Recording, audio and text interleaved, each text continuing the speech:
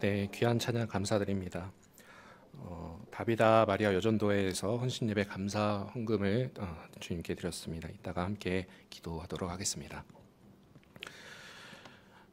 유종의 미를 거둔다는 말이 있습니다. 시작과 끝맺음이 함께 잘 이루어질 때 아름답다는 말이죠. 우리가 바울이 우리에게 많이 이제 적어준 편지들, 그러니까 바울의 서신서들을 볼 때 서신의 맺은 말, 그러니까 끝 부분은 언뜻 가끔 보게 되면 단절된 발언처럼 그렇게 느껴질 때가 있습니다.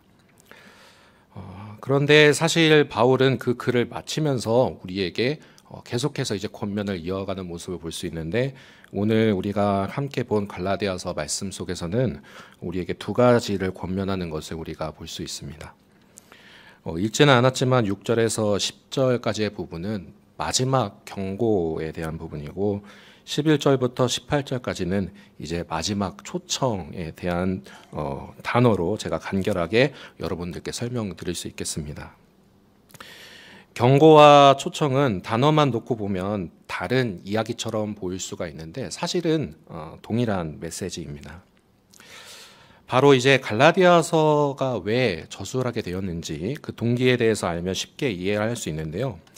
바울은 이 갈라디아 교회가 은혜 가운데 시작했지만 하나님께 인정받기 위해 행위로 돌아가려고 했었던 그 갈라디아 교회를 향해 그 길로 가지 말고 다시 복음을 향해 초심으로 돌아올 것을 외쳤던 것입니다.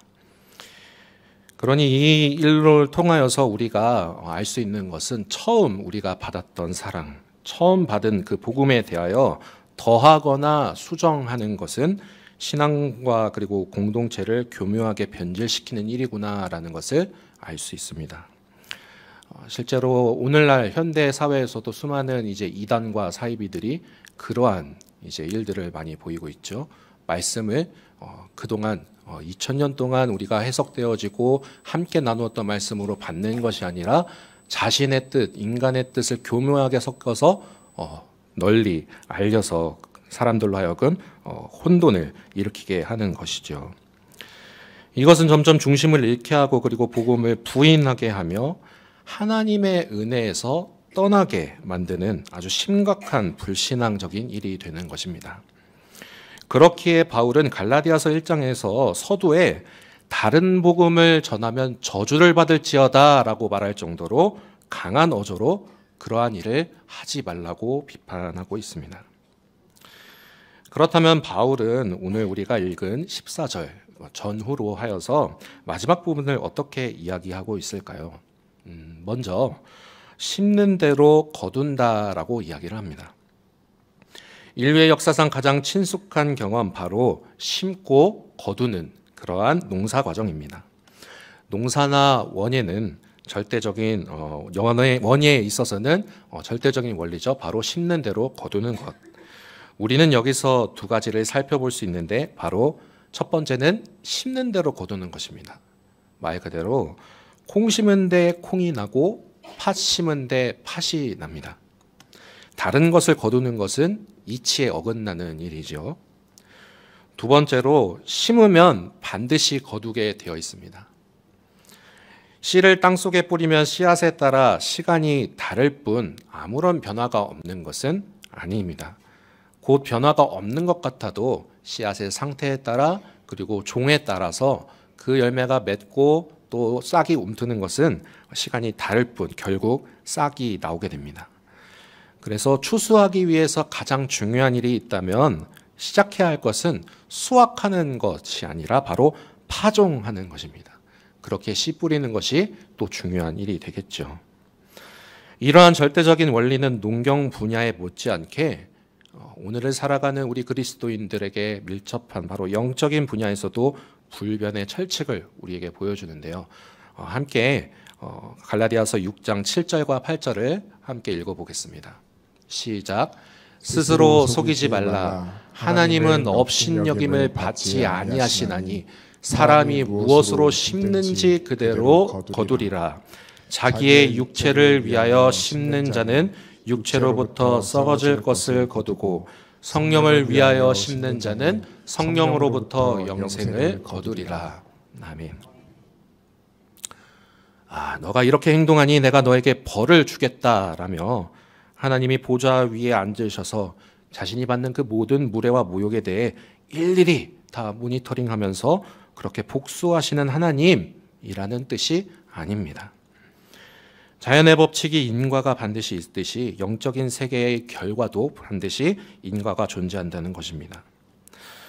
마치 우리 몸에 기름진 음식을 많이 먹고 좋아하면 심혈관 건강이 나빠지듯이 건강하지 않은 썩은 씨앗을 파종하면 수확도 부실하여 결과가 좋지 않게 나오듯이 우리가 죄의 성질에 굴복하게 된다면 당장 눈앞에는 보이지 않아도 우리의 영육이 붕괴하고 파멸을 거두게 될 것이라는 경고입니다.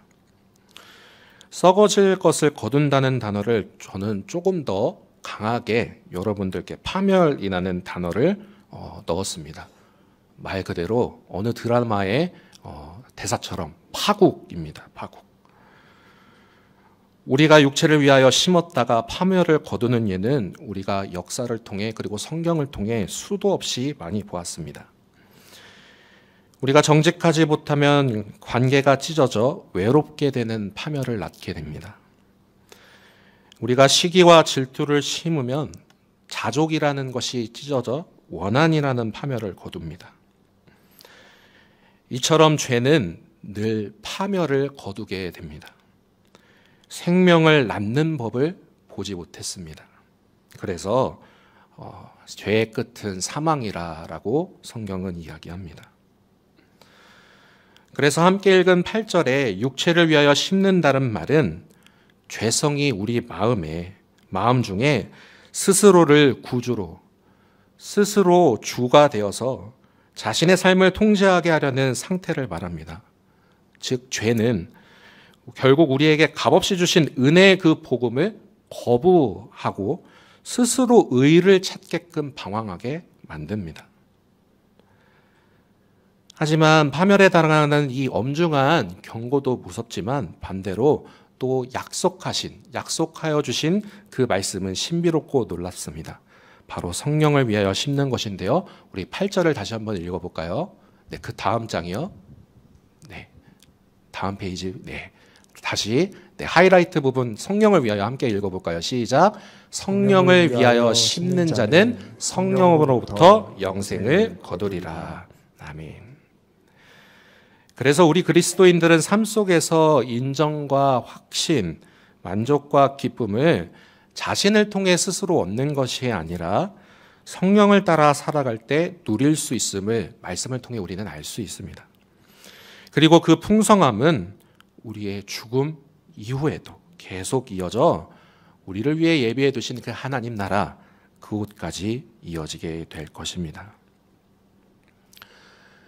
그러니 심은 대로 거두실 오늘 헌신을 다짐하는 우리 여전도의 회원 여러분, 성령 안에서 성령을 위하여 함께 잘 심으시기 바랍니다.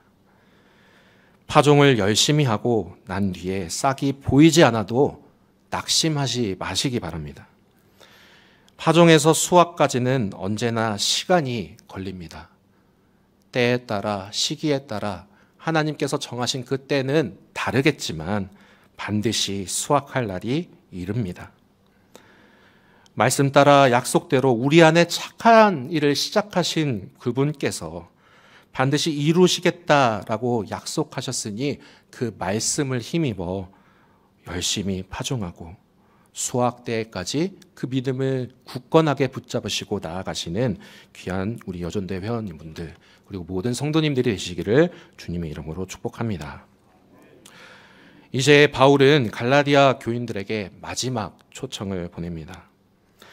그동안의 이야기를 마무리하며 우리가 값없는 그 은혜로 구원받은 일, 바로 십자가 은혜로 다시 돌아가는 길을 말입니다. 잘 아시는 대로 바울의 선교 여행 내내 그를 쫓아다니며 끝까지 그를 괴롭혔던 무리들이 있습니다. 바로 골수 유대교인들이었죠. 그들은 바울이 가는 곳곳마다 쫓아다니며 바울을 죽이지 않으면 자신이 먼저 죽겠다라고 아주 열과 성을 다하여서 그를 쫓아다녔는데, 바로 디아스포라 유대인들에게 접근하고 가는 도시마다 유대인의 회당에 들어가 율법을 지키는 일에 대하여 강조하고 또 강조했습니다. 그러나 유대주의자들이 숭배한 것은 인정입니다. 겉으로는 하나님의 말씀을 따르는 것 같고 하나님의 율법을 잘 지키는 자라고 보이는 것 같지만, 그들은 스스로를 위로하며 스스로 의의를 찾던 사람들이었습니다. 조금 쉽게 이해하기 위해 6장 12절과 13절을 새 번역 버전으로 한번 읽어보도록 하겠습니다. 시작. 육체의 겉모양을 꾸미기를 좋아하는 사람은 여러분에게 할례를 받으라고 강요합니다. 그것은 그들이 그리스도의 십자가 때문에 받는 박해를 면하고자 하는 것입니다. 할례를 받는 사람들 스스로도 율법을 지키지 않으면서 여러분에게 할례를 받게 하려는 것은 여러분의 육체를 이용하여 자랑하려 하는 것입니다. 아멘. 그때 당시 그리스도인들은 로마의 황제를 숭배하지 않는 일 때문에 받게 되는 아주 과도한 세금이 있었습니다. 그뿐만이 아니라 그 사람이 만약 유대인일 경우 유대 사회에서 배타 당하는 일까지 더해집니다. 이러한 박해를 잠시 면하는 게 어떻겠냐며 그들에게 할례를 받으라고 권유하지만, 예수님이 아주 오시기 전부터, 아주 오래전부터 그들은 종교를 통해 그들이 원하고자 하는 것은 세상에서 자신의 명성과 위신, 그리고 스스로 영광을 취하려는 것, 그것을 또한 포기할 수 없었기 때문에 할례를 받으며 나는 하나님의 말씀을 잘 지키고 있다. 나는 주의 율례와 법도를 다 지키는 사람입니다. 라며 그렇게 스스로를 구속시키고 스스로를 자랑하는 삶을 살아갔습니다. 이것은 하나님이 보실 때 명백한 자력에 의한 구원, 즉 주님 앞에 교만한 모습입니다. 이들이 내놓은 종교 행위는 외면과 행위에 치중했습니다. 마음의 동기와 성품 등 내적 변화에는 전혀 관심이 없고 겉으로 드러나는 일들, 바로 남들의 인정이 있어야만 그들은 스스로 만족하는 삶을 계속해서 살아갔습니다. 그러나 우리 그리스도인들은 다릅니다. 복음을 믿는 순간 삶의 안팎이 변화됩니다. 우리의 심령이 변화가 되고 그것은 곧 삶의 새로운 동기와 그리고 그 동기로 이어지는 삶에 있어서 실행으로 우리가 이어지게 될 것입니다. 결국 우리가 복음에 대하여 제대로 알게 되면 우리가 자랑할 것은 오직 십자가밖에 없음을 우리는 깨닫고 또 깨닫게 됩니다.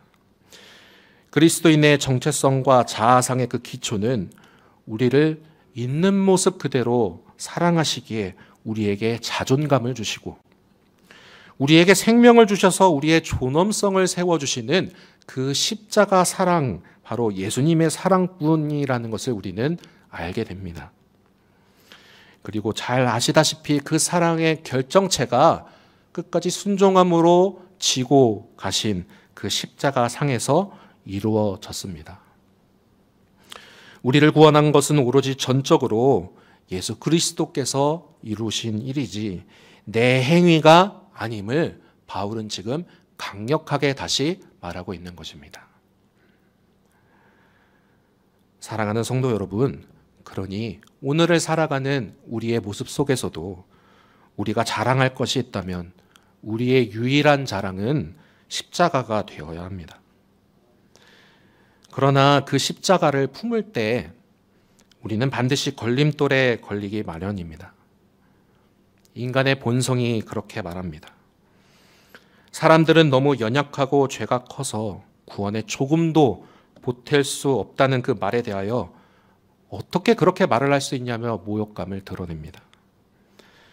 다른 종교와 방법으로는 왜 구원을 도대체 받을 수 없냐며 너희는 왜 그렇게 배타적이냐라고 비난합니다.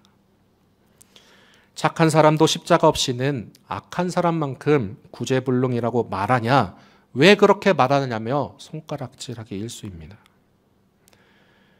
결국 우리가 선포해야 할 복음, 우리가 뿌려야 할 씨앗인 그 복음이 우리에게 있어서 또 다시 걸림돌이 될 수밖에 없는 이것은 십자가가 모든 스스로 구원받기 위한 방법에서 역행하기 때문입니다. 우리의 의와 우리의 방법이 아니라 오로지 십자가를 지신 예수 그리스도 그 보혈의 피만 의지하기 때문에 세상의 모든 방법과는 역행할 수밖에 없는 것입니다. 도덕적 종교는 사회에 유익하다 하지만 그런 세상이 십자가만은 걸림돌로 여기는 것이 오늘의 사회입니다. 오늘뿐만이 아니라 예나 지금이나 십자가를 사랑하는 사람은 박해당하는 것이 정상입니다. 하지만 우리가 이 걸림돌과 씨름하지 않고 자랑만 한다면 십자가의 진정한 아름다움을 깨달을 수가 없습니다. 각자 삶의 자리에서 신앙의 삶의 그 경험 속에서 저마다 경험하신 십자가 사랑의 그 정수를 맛보았던 사건들이 모두 다 있지 않으십니까? 그때 마치 온몸이 찌릿찌릿하게 나를 관통하는 것과 같다든지 예수님을 나의 주님으로 고백하며 눈물 흘리며 기도했던 그 첫사랑의 감격을 모두 가지고 있으시지 않으십니까? 이 일들로 보아 우리는 다시 깨달아야 합니다. 우리는 절대로 우리 자신과 십자가를 동시에 자랑할 수 없습니다. 그래서 바울은 오늘 본문을 통하여 다시 우리에게 이야기합니다. 오늘 6장 14절을 한번 세 번역으로 읽어보겠습니다. 시작. 그런데 내게는 우리 주 예수 그리스도의 십자가 밖에는 자랑할 것이 아무것도 없습니다. 그리스도로 말미암아 내 쪽에서 보면 세상이 죽었고 세상 쪽에서 보면 내가 죽었습니다. 아멘. 우리 자신을 자랑하는 곳에서는 십자가가 무의미해집니다. 그리고 십자가를 자랑하는 곳에서는 우리 자신이 죽게 됩니다. 그러니 앞서 말씀드린 것처럼 우리 자신과 십자가를 동시에 자랑하는 것은 성립될 수 없습니다. 십자가의 진면목을 보게 된다면 우리 안에 모든 교만함과 내면에 숨겨진 모든 완악함이 드러나게 됩니다. 그래서 고린도전서 1장 23절에서 바울은 자신을 자랑하려는 세상 사람들에게 거리끼는 것이자 미련한 것이 바로 십자가 복음이라고 말합니다. 24절에서는 자신의 무가치함, 스스로 구원할 수 없음을 알고 그 앞에서 하나님 앞에서 겸손하게 그렇게 나아가는 자들에게 십자가가 바로 능력이요 하나님의 지혜가 된다라고 말합니다. 그러니 사랑하는 성도 여러분, 이 십자가 앞에서 하나님의 지혜요 또 하나님의 능력이 되기를 간절히 바라는 마음으로 십자가 앞에 우리 겸손히 나아갈 수 있기를 간절히 소망합니다. 그래서 바울은 갈라디아서 2장 20절에 자신의 신앙 고백을 이렇게 다시 고백하는데요. 함께 읽어보도록 하겠습니다. 시작. 내가 그리스도와 함께 십자가에 못 박혔나니 그런즉 이제는 내가 사는 것이 아니요 오직 내 안에 그리스도께서 사시는 것이라. 이제 내가 육체 가운데 사는 것은 나를 사랑하사 나를 위하여 자기 자신을 버리신 하나님의 아들을 믿는 믿음 안에서 사는 것이라. 아멘. 사랑하는 성도 여러분, 세상 한가운데서 오늘을 그리스도인으로 살아낼 때에 이처럼 우리가 자랑할 것, 유일하게 자랑할 것이 있다면 십자가라고 담대히 선포하는 삶은 참으로 어려운 일일 것입니다.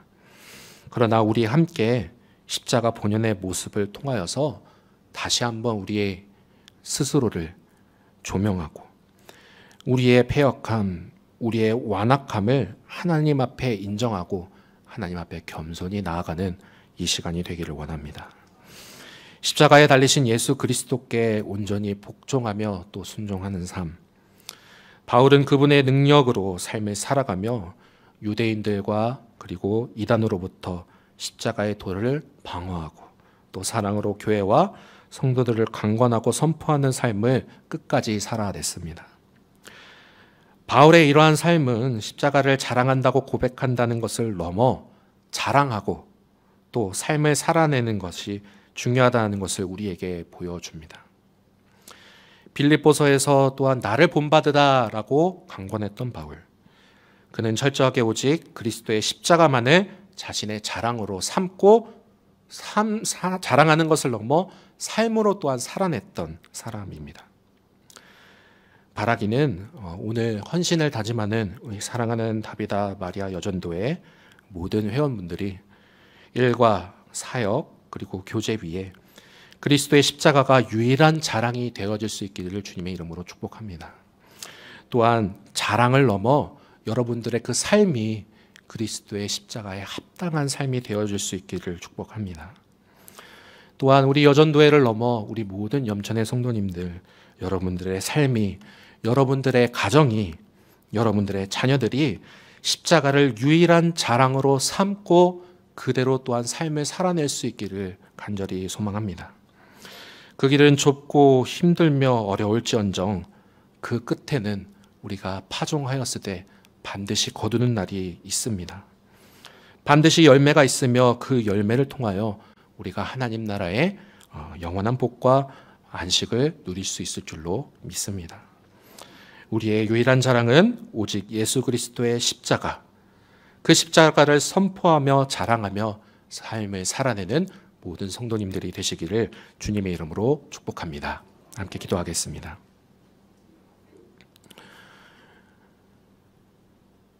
우리의 유일한 자랑이 되시는 예수님, 감사합니다. 끝까지 순종하시어 우리에게 생명을 주시고 새롭게 산 길을 보여주시니 감사합니다. 그러나 우리는 연약하여 우리의 모습, 우리의 삶을 중심으로 우리를 자랑하지는 않았는지 다시 한번 돌아보니 우리의 마음 가운데 완악함, 우리의 연약한 모습 가운데 감춰진 패역함이 있다면 주님 말씀으로 우리를 조명하셔서 그 모든 것들을 태워주시고 다시 십자가 앞에 서서 십자가를 지고 십자가를 자랑하며 자랑을 넘어서서 삶으로 살아내는 귀한 성도의 삶을 살아낼 수 있도록 인도하여 주옵소서. 감사드리며 예수 그리스도의 이름으로 기도드리옵나이다. 아멘.